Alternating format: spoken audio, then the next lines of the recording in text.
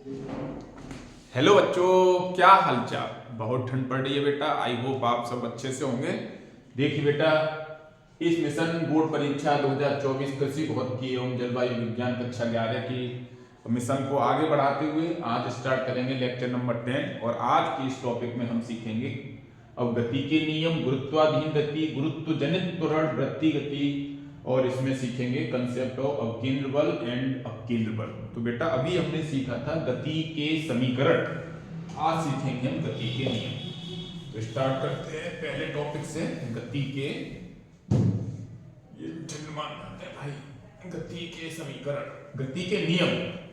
देखो, तो गति के नियम जो है न्यूटन साहब ने जो है गति के अब नियम दिए। ये आप इनके स्टेटमेंट रखो यार, और इनके डेली लाइफ में क्या प्रयोग है, क्या एप्लीकेशन से उन्हें रखो यार। देखिए, न्यूटन साहब ने जो है गति के लिए 3 नियम दिए।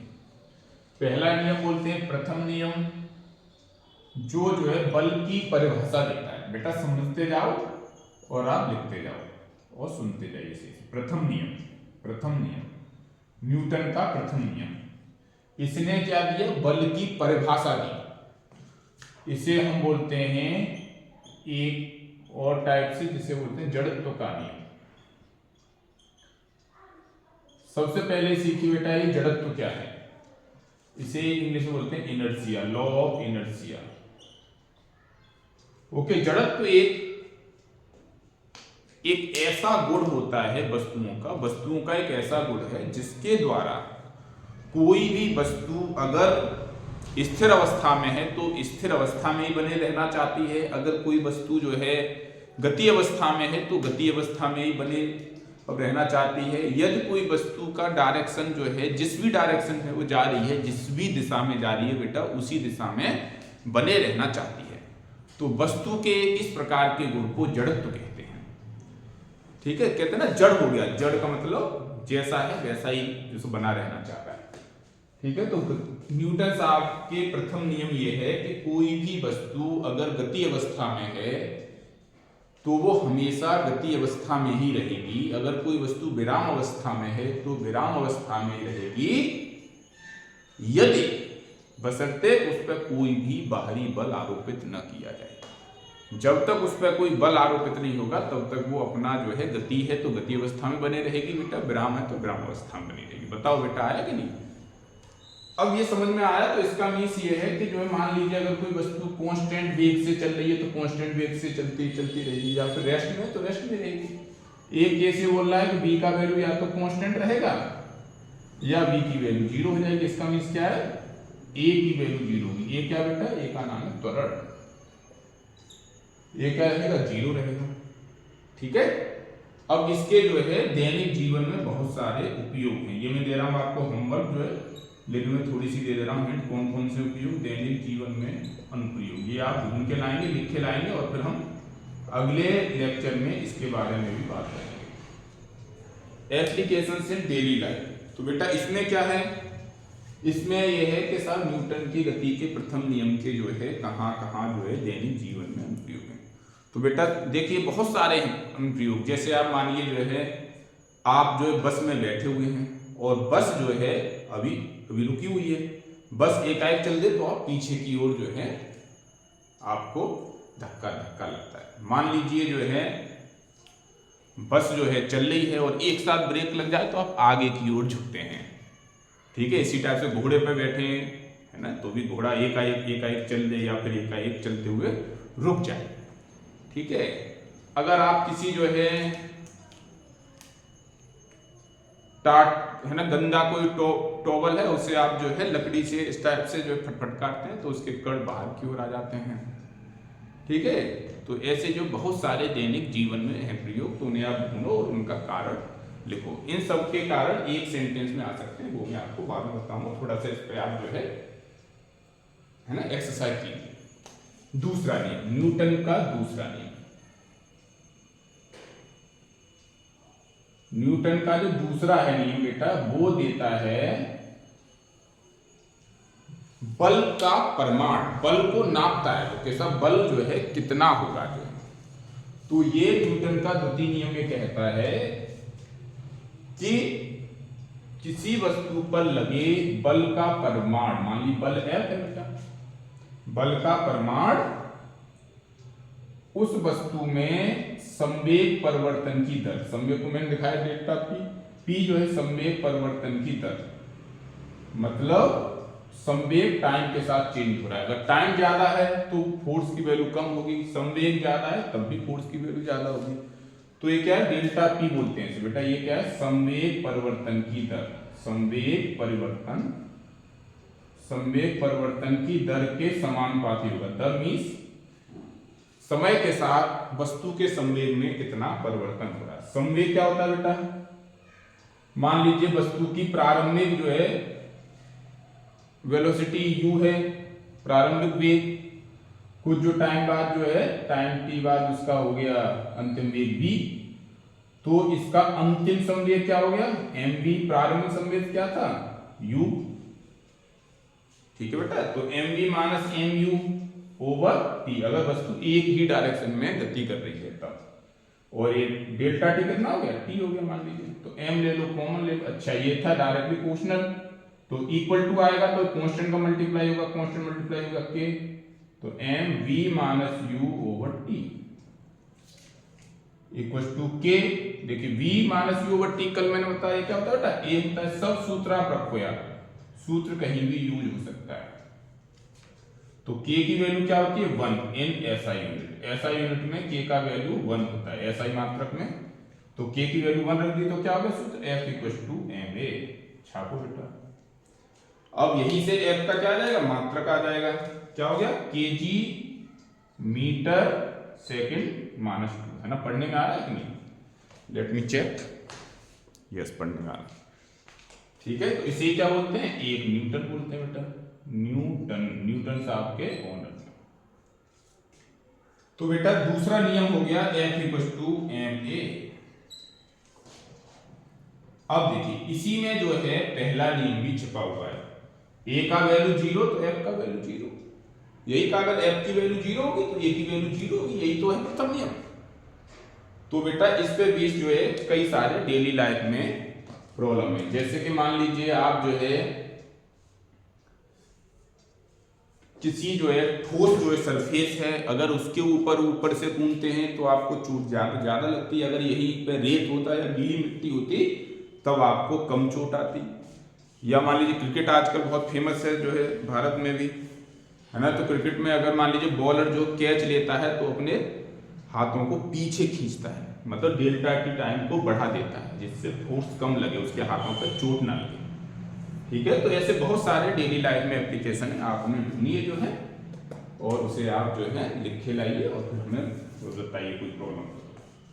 इसी प्रकार से न्यूटन का तीसरा नियम, देखो तीसरा है नियम जो, उसमें जो लोगों को बहुत सारा कंफ्यूजन रहता है, तो आप लोगों को कोई कंफ्यूजन नहीं होना चाहिए। तो बेटा बल क्या है, तो बल एक जो है ऐसी भौतिक राशि है ना, जिसके द्वारा किसी वस्तु की गति से रेस्ट में आ सकती है वस्तु, है ना। गति जो है अवस्था से जो स्थिर अवस्था में वस्तु आ सकती है, स्थिर अवस्था से गति अवस्था में आ सकती है, उसका डायरेक्शन चेंज हो सकता है, उसका शेप चेंज हो सकता है। तो एक ऐसी भौतिक राशि है जो है किसी वस्तु की अवस्था, किसी वस्तु का आकार और किसी वस्तु की डायरेक्शन को चेंज कर देती है, चेंज करने की कोशिश करती है। अब देखिए गति का तीसरा नियम, न्यूटन का गति विषयक तीसरा नियम, न्यूटन का तृतीय नियम, गति के लिए तृतीय नियम। बेटा इसमें क्या है, इसमें जो है आजकल जो है बोलते हैं, इसे बोलते हैं बेटा क्रिया प्रतिक्रिया का नियम। ये बेसिकली जो है बल के क्या अनुप्रयोग है, क्या एप्लीकेशंस हैं उसके बारे में बताता है। क्रिया प्रतिक्रिया का नियम, बहुत ठंडे बेटा, कान बांध के रहिए। इसे बोलते हैं कि हर एक जो मतलब क्रिया की एक जो है इक्वल एंड अपोजिट, मतलब समान और विपरीत डायरेक्शन में प्रतिक्रिया होती है। इसमें समझने वाली बात यह है कि यहाँ जो मतलब क्रिया प्रतिक्रिया एक ही बॉडी पे नहीं हो रही है, बल्कि क्या हो रहा है, दो बॉडी है। इसे ऐसे समझो, है ना। इसका क्या स्टेटमेंट क्या, मान लीजिए कोई एक बॉडी ए है, एक बॉडी बी है। तो अगर जो है पहली बॉडी दूसरी बॉडी पे कोई एक बल अप्लाई कर रही है तो एट द सेम टाइम, ठीक उसी समय, ऐसा नहीं होगा कि क्रिया होगी फिर उसके जो है एक जो मतलब घंटे बाद प्रतिक्रिया होगी, फौरन तुरंत होगी, कोई भी टाइम लैग नहीं है बेटा उसमें। तो दूसरी वस्तु भी पहली वस्तु पे उतना ही फोर्स अप्लाई करती है, लेकिन विपरीत दिशा में, माइनस साइन का इसके विपरीत डायरेक्शन में। ये क्या वस्तु बी पर फोर्स है, काय के कारण, वस्तु ए के कारण, वस्तु ए पर फोर्स वस्तु बी के कारण, ठीक है। माइनस साइन बता रहा है डायरेक्शन अपोजिट। तो वस्तु वन और वस्तु ए और बी दोनों अलग अलग वस्तु में, एक वस्तु ने किसी दूसरी वस्तु पर बल अप्लाई किया तो दूसरी वस्तु भी पहली वस्तु पर बल अप्लाई करती है जब तक, और जो मतलब विपरीत डायरेक्शन में इक्वल बल अप्लाई करती है। जैसे देखो ये है ना, मैंने इसके ऊपर अप्लाई किया तो मैं पीछे की ओर आ रहा हूं। और देखिए आप जो है बंदूक की गोली को आप कर सकते हैं फायर, तो बंदूक गोली आगे जाती है, आप पीछे टूट जाते हैं। देखो जेट जो प्लेन जो समझ चलते हैं तो उनमें जो धुआं जो पीछे की ओर जो है धक्का देता है और जेट प्लेन आगे की ओर बढ़ता हुआ जाता है। तो ऐसे बहुत सारे टाइप के डेली लाइफ में है इसके एप्लीकेशन, तो आपको देखिए बेटा, और जो मुझे बताइए कोई प्रॉब्लम हो उसमें। तो इतना आप काम है ना कर सकते हैं बेटा, तो ठीक है। तो ये जो है आपको ये मालूम होना चाहिए। इसी में एक और चीज आप सीखिए, अरे यार ये तो मिटता नहीं है बच्चों, और ठंड मानना भी ठंड है, लेकिन मैं आप लोगों के लिए आ गया। मैंने आप लोगों से वायदा किया भाई पूरा कोर्स करना है। अभी भी जो है कोर्स काफी बाकी है, टाइम कम है। देखिए संवेग संरक्षण का सिद्धांत,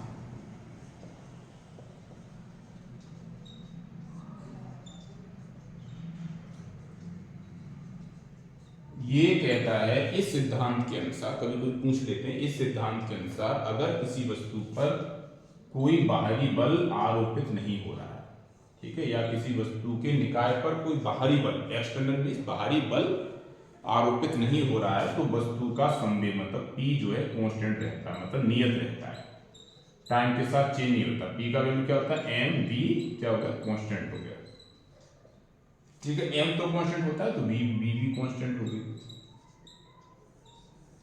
ये इसका स्टेटमेंट है। अब मान लीजिए जो है ये जो है न्यूटन के दूसरे नियम से भी आ सकता है। देखो क्या था, F equal to delta P over delta T था, ठीक है, कैपिटल है तो कैपिटल मान लो। अब ये क्या था, M delta V over delta T, या आप ऐसे जैसे मान लो, ये बेटा डेल्टा P क्या हो गया ये, अब F की वैल्यू क्या 0 है, तो delta P over delta T क्या हो गया बेटा 0 हो गया। इसका मीन्स क्या, डेल्टा P इक्वल टू 0, मतलब P में कोई भी चेंज नहीं है, मतलब P1 P2 इक्वल है। इसका मीन्स क्या है, जो प्रारंभ में वेग था वही उसका, वो संवेग था वही उसका अंतिम वेग होगा। मान लीजिए अगर ये जो है और ज्यादा ऐसा बढ़ाएं, तो मान लीजिए दो जो है वस्तुएं हैं, दो जो है वस्तुएं मान लीजिए एक ही डायरेक्शन में चल रही हैं, है ना, इसका मास है m1, इसकी वेलोसिटी है पहले v1 u1, ये बॉडी दूसरी है m2, इसकी वेलोसिटी है v2 u2, ठीक है बेटा। देख रहे हैं। अब ये मान लीजिए एक ही डायरेक्शन में ये सब मतलब चल रही है, ये सब इस साइड में चल रही है, तो u2 की u1 की वैल्यू जब u2 से ज्यादा होगी तो इसमें क्या हो जाएगा, टक्कर हो जाएगी। देखो बेटा टक्कर हो गई, और टक्कर के बाद क्या होगा, इनके संवेग का ट्रांसफर होगा, तो इसकी वेलोसिटी जो पहली बॉडी थी m1 वाली उसकी होगी v1 और m2 वाले की होगी v2, ठीक है, ऐसे तो होगा बेटा, m1 वाले की v1 हो गई और m2 वाले की v2 हो गई है। तो अब ये जो है संवेग संरक्षण का सिद्धांत ये कहता है कि टक्कर होने से पहले वस्तुओं का कुल संवेग, पिंडों का वस्तुओं का कुल संवेग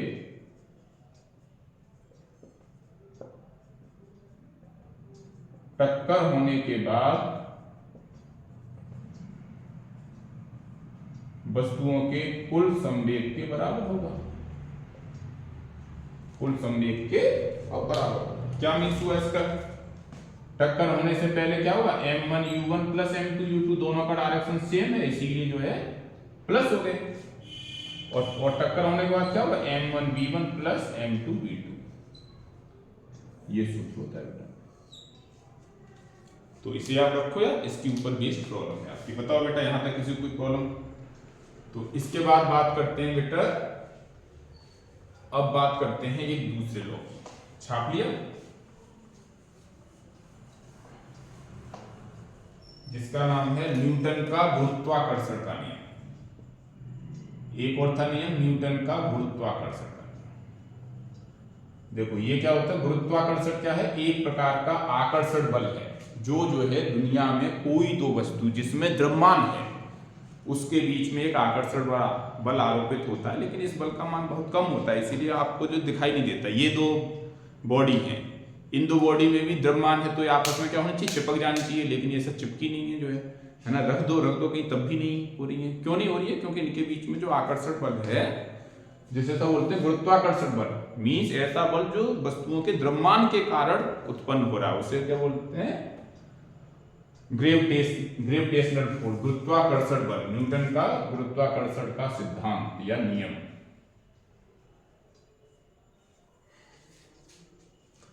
तो बेटा इसमें क्या है देखिए, तो जो है वस्तुओं के बीच में एक आकर्षण बल कार्य सा करता है, लेकिन ये बहुत छीड़े, शायद नहीं है, दुनिया का सबसे कमजोर बल जो है गुरुत्वाकर्षण बल है। ठीक है, तो देखो इसमें क्या सा कहा, इन्होंने कहा कि कोई भी दो बिंदु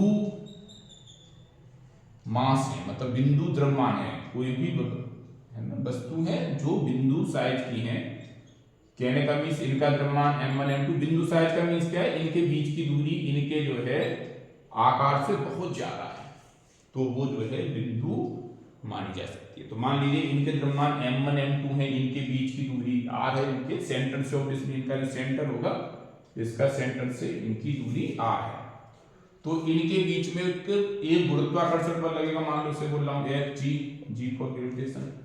तो जो गुरुत्वाकर्षण बल होगा वो क्या रहेगा, वो डायरेक्टली प्रोपोर्शनल होता है इन वस्तुओं के द्रव्यमान के गुणनफल के। वस्तुओं का द्रव्यमान ज्यादा होगा तो इनका गुणनफल भी ज्यादा होगा, और इनके जो है दूरी के वर्ग के व्युत्क्रमानुपात का। मीन्स दूरी ज्यादा होगी तो गुरुत्वाकर्षण बल कम होगा, दूरी कम होगी तो गुरुत्वाकर्षण बल ज्यादा होगा। तो ये इस टाइप से होता है। अब अगर इसे इक्वल टू में लाएंगे तो कांस्टेंट का मल्टीप्लाई होगा, जिसका नाम क्या है, capital G m1 m2 over r square. अब देखो ये कैपिटल G का नाम सीखो, इस कैपिटल G का नाम क्या है बेटा, इस कैपिटल G का नाम है सार्वत्रिक गुरुत्वाकर्षण नियतांक। सार्वत्रिक गुरुत्वाकर्षण नियतांक, सार्वत्रिक गुरुत्वाकर्षण नियतांक। सार्वत्रिक क्यों बोलते हैं, ब्रह्मांड के हर स्थान पर इसका वैल्यू नियत है, कांस्टेंट है, और इसका वैल्यू क्या है 6.67 इंटू 10⁻11। देखो बहुत कम है, अगर 1 kg के 1 मीटर की दूरी पर स्थित है पिंड, तो उनके बीच में जो बल लगेगा वो क्या लगेगा, G, मतलब 6.67 इंटू 10⁻11। इसका बताओ ऐसा ही मात्रा क्या होगा, देखो G का वैल्यू यहां से कैलकुलेट करो, G इक्वल टू क्या होगा, F r square over m1 m2। F का क्या है, न्यूटन, ठीक है बेटा, R का मीटर स्क्वायर बट्टे kg इंटू kg का स्क्वायर। तो ये इसकी वैल्यू होती है। तो एग्जाम में बेटा क्वेश्चन पूछते हैं, अगर दो जो वस्तुओं के बीच में कोई माध्यम रखा हुआ है तो क्या उनके गुरुत्वाकर्षण बल पर कोई असर पड़ेगा। सारे प्रश्नों के उत्तर सूत्र से आते हैं, तो आप सूत्र को देखो बेटा, इन दोनों वस्तुओं के बीच में माध्यम रखा तो क्या m1 m2 पे कोई असर पड़ा, कोई असर नहीं पड़ा। r पे कोई असर पड़ा, r वहीं के वहीं गई। अब G तो कांस्टेंट होता है, तो सब माध्यम हो या नहीं हो, F की वैल्यू हमेशा इतनी ही रहेगी, इसीलिए कोई भी प्रभाव नहीं पड़ेगा। आपका आंसर क्या रहेगा, कोई भी प्रभाव नहीं पड़ेगा। अगर दो बिंदुओं के बीच में कोई माध्यम आ जाएगा तो गुरुत्वाकर्षण बल पर कोई प्रभाव नहीं पड़ेगा। ठीक है, अब देखिए, अब हम बात करते हैं पृथ्वी के गुरुत्वाकर्षण बल। ठीक है, अब एक जो बॉडी क्या है, पृथ्वी है, पृथ्वी का गुरुत्वाकर्षण बल उसे बोलते हैं, गुरुत्वाकर्षण बल को पृथ्वी का गुरुत्वीय बल। देखो अब आपने देखा जो है कोई भी वस्तु को आप नीचे से छोड़ो तो भी, ऊपर से छोड़ो तब भी नीचे आएगी। ओके, नीचे से आप ले जाओ ऊपर ले जाओ तब भी वो सब जो है कुछ दूरी के बाद फिर से नीचे आएगी। तो जो क्या है, पृथ्वी अपनी ओर वस्तुओं को आकर्षित कर रही है। पृथ्वी का द्रव्यमान बहुत ज्यादा है, इसीलिए पृथ्वी के द्वारा लगने वाला गुरुत्वाकर्षण बल बहुत ज्यादा है, तो वो जो वस्तु नीचे की ओर आ रही है। तो जो है पृथ्वी किसी भी वस्तु को अपनी ओर जितने बल से खींचती है उसे उसका गुरुत्वीय बल कहते हैं। और उससे क्या आता है, वस्तु की भार आता है। भार क्या होता है, W। W इक्वल टू क्या है, यह जो है वह गुरुत्वाकर्षण बल है, वह गुरुत्वीय बल है जिससे कोई वस्तु पृथ्वी की ओर खींचती है या पृथ्वी वस्तु को अपनी ओर खींचती है। मान लीजिए किसी वस्तु का द्रव्यमान m है तो उसे बल है, तो बल क्या होता है, m है, a की जगह क्या आ जाएगा, g आ जाएगा। क्या जाएगा बेटा, g। और इस g का नाम है गुरुत्वीय त्वरण। क्या नाम बेटा, गुरुत्वीय त्वरण। ठीक है, या जो है कुछ लोग ऐसे बोलते हैं, इसे क्या बोलते हैं, गुरुत्व जनित त्वरण। गुरुत्व जनित त्वरण। ठीक है बेटा, दूसरा टॉपिक आ गया, तीसरा टॉपिक आ गया। तो जो है अब क्या रहता है टॉपिक, क्या है, गुरुत्वाधीन गति। ऐसी गति जो है सिर्फ पृथ्वी के गुरुत्वाकर्षण बल के अधीन हो रही है। मींस वस्तु पे से पृथ्वी का गुरुत्वाकर्षण बल ही अप्लाई हो रहा है, बाकी बल अप्लाई नहीं हो रहे। उससे क्या बोलते हैं बेटा, गुरुत्वाधीन गति।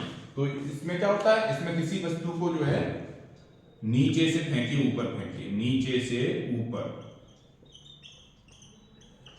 ठीक है, ऐसे किसी वस्तु को ऊपर की ओर, है ना, तो क्या होगा, इसमें जो बेटा a की वैल्यू होगी वो क्या हो जाएगी, नेगेटिव। ये क्या होता था, v माइनस यू ओवर जी। अब जैसे किसी वस्तु को ऊपर की ओर फेंकते हैं तो वस्तु तो बल के कारण जा रही है ऊपर, लेकिन जो है इस पे पृथ्वी का गुरुत्वाकर्षण बल भी लग रहा है, जिसके कारण वो इसे क्या खींचेगी, नीचे खींचेगी। तो क्या होगा, इसका जो है अंतिम वेग प्रारंभिक वेग से कम होता जाएगा। अंतिम वेग प्रारंभिक वेग से कम होता जाएगा और वो भी एक समान रूप से कम होगा, यूनिफॉर्मली कम होगा। ऊपर जाके क्या हो गया, शून्य हो गया। शून्य के बाद फिर से वस्तु जो है नीचे की ओर आ रही है। अब क्या हो रहा है, वस्तु नीचे की ओर आ रही है।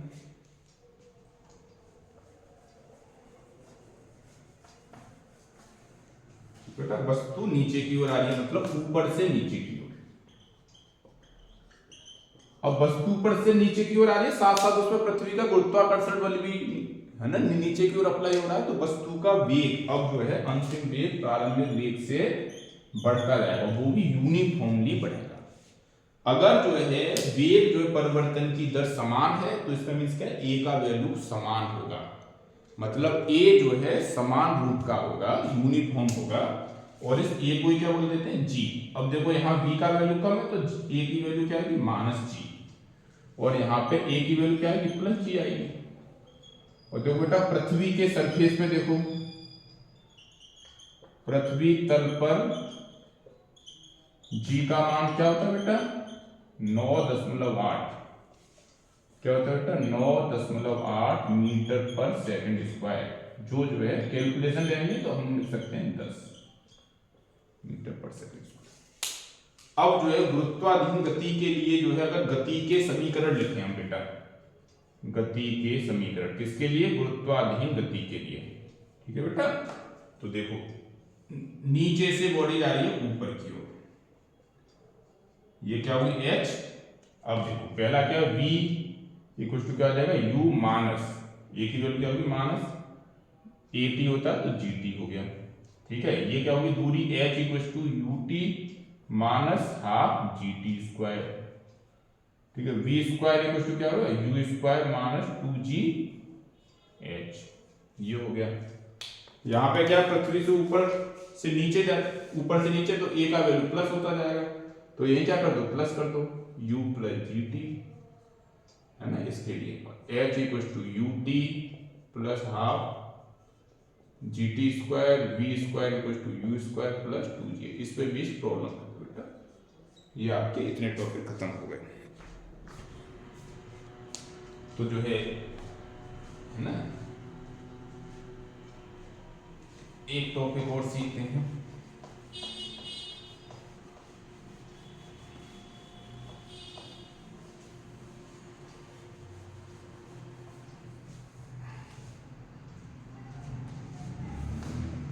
स्मॉल जी तथा कैपिटल जी में संबंध। स्मॉल जी तथा कैपिटल जी में संबंध। ठीक है बेटा, देखो अब ये मान लीजिए ये कोई पृथ्वी है। पृथ्वी वैसे तो जो है कैसी शेप की होती है, दीर्घाकार होती है, मतलब अंडाकार होती है, ओवल शेप की होती है। लेकिन हम इसे कैलकुलेशन के लिए क्या मानते हैं, ये एक पूर्ण गोलाकार है जिसका केंद्र O है।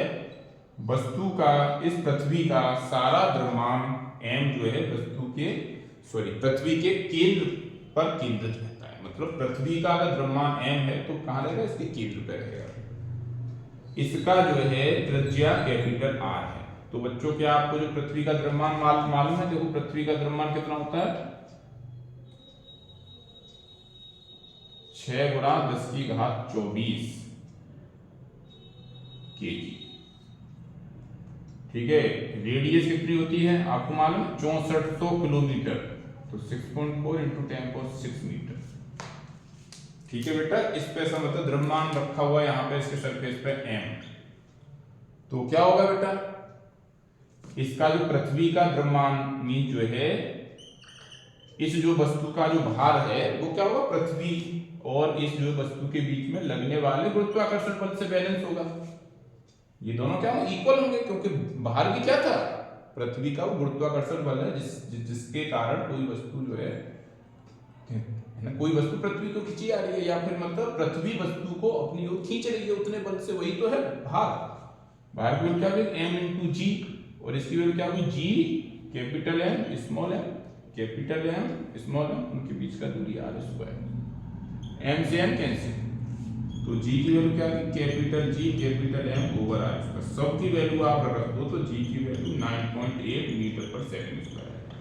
तो ये सूत्र आपने बेटा किया यार, g का वैल्यू क्या होता है, gm ओवर r स्क्वायर। ठीक है, अब आप देखो यहां गौर से, g भी कांस्टेंट, m भी कांस्टेंट, r भी कांस्टेंट, तो g का तो वैल्यू कांस्टेंट। अब ये पूछते हैं, अगर समान ऊंचाई से एक 10 किलोग्राम का भार और एक 30 किलोग्राम का भार जो है एक साथ फेंका गया तो पृथ्वी पर कौन पहले आएगा? तो बच्चे क्या कहते हैं, 30 किलोग्राम वाला पहले आएगा। भैया क्यों आएगा? आपको आंसर देना सूत्र की सहायता से। यही मेरा जो है पेटेंट जो सेंटेंस है, सूत्र की सहायता से आपके सारे जो है क्वेश्चन के आंसर आएंगे।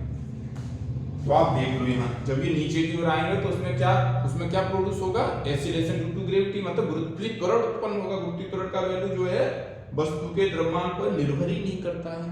तो दोनों वस्तु एक साथ मतलब समान समय में पृथ्वी पर पहुंचेंगे। ठीक है, अगर उनकी ऊंचाई सेम है, r सेम है, तो जो समान समय पर पहुंचेंगे। ठीक है बेटा, अब एक आप लिख लो नोट पॉइंट जो है। ठीक है, इसके बाद जो है हम अगले लेक्चर में आपको पढ़ाएंगे बेटा वृत्तीय गति, और वहीं सीखेंगे अवकेंद्र बल और अपकेंद्र बल, और वहीं फिर हम जो है उपग्रहों की गति सीखेंगे, उपग्रहों की कच्ची चाल, और जो है उसका पलायन भी, है ना। किसी भी ग्रह पर जो पृथ्वी पर, मान ली पृथ्वी है ना, चंद्रमा पर किसी वस्तु का कितना पलायन भी होगा, तो अगले टॉपिक में आएगा, क्योंकि लेक्चर बड़ा हो जाएगा। तो एक आप लिख लो नोट, इसी के साथ इसे हम खत्म करेंगे। नोट क्या है, जी के मान में परिवर्तन। तो आप ये रखो याद, नोट जो है, देखो पृथ्वी तल से ऊपर जाने पर, ऊपर जाएं या नीचे जाएं, या नीचे जाने पर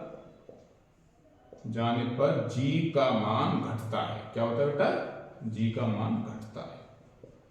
ये भी हम सूत्र की सहायता से बता सकते हैं। देखो ऊपर जाएगा तो r की वैल्यू बढ़ती जाएगी, तो g की वैल्यू कम होती जाएगी। r का मीन्स ये सब दूरी से बढ़ती जाएगी। मान लीजिए h जो दूरी पे पहुंचा तो अब पहले 8 थी, अब क्या हो गई 8 प्लस एच हो गई जो है, तो इसीलिए होगा कम। अब इसके जाएंगे अंदर जाएंगे तो हमें इसके जो है इस सूत्र को थोड़ा मॉडिफाई करना होगा, क्योंकि ऊपर के लिए तो सही है लेकिन अंदर जा रहे हैं तो जो है पृथ्वी के अंदर जो मिट्टी है उसका भी हमें घनत्व जो है कंसीडर करना पड़ेगा। तो देखो बेटा क्या होता है, पृथ्वी के अंदर जाएंगे तो क्या होगा बेटा, मतलब मान लीजिए बेटा घनत्व है रो क्या होता है, द्रव्यमान बट्टे आयतन, तो द्रव्यमान क्या होगा रो इंटू बी का वैल्यू क्या होगा 4/3 पाई आर क्यूब। ये बेटा रख दो यहाँ जो है m की वैल्यू, तो g की वैल्यू क्या हो जाएगी g into rho 4/3 pi R cube over R square. तो क्या आ गया सूत्र, g का वैल्यू 4/3, देखो आर स्क्वायर से का square 4/3 pi R rho g। अब देखो इसमें जो अगर नीचे जाएंगे तो आर की वैल्यू कम नहीं हो जाएगी, तो देखो ये तो सब कांस्टेंट, आर की वैल्यू चेंज होगी, आर की वैल्यू क्या हो जाएगी कम हो जाएगी, तो जी का भी वैल्यू कम हो जाएगा। तो बच्चों थैंक यू, शायद आप लोगों को ये सारी बातें अच्छे से गेट हो चुकी होंगी। आप लोग जो वीडियो रोक के ये सारी चीजें तैयार कीजिए, और अगले टॉपिक में अगले लेक्चर में लेक्चर नंबर 11 में हम बहुत ही महत्वपूर्ण कंसेप्ट के साथ करेंगे डील, जिसका नाम है वृत्ति गति, और वृत्ति गति में अवकेंद्र अवकेंद्र बल और उनके दैनिक जीवन में अनुप्रयोग, और हम जो है उपग्रहों की कक्षीचार तथा पलायन वेग के सूत्र। ओके बच्चों, धन्यवाद, थैंक यू।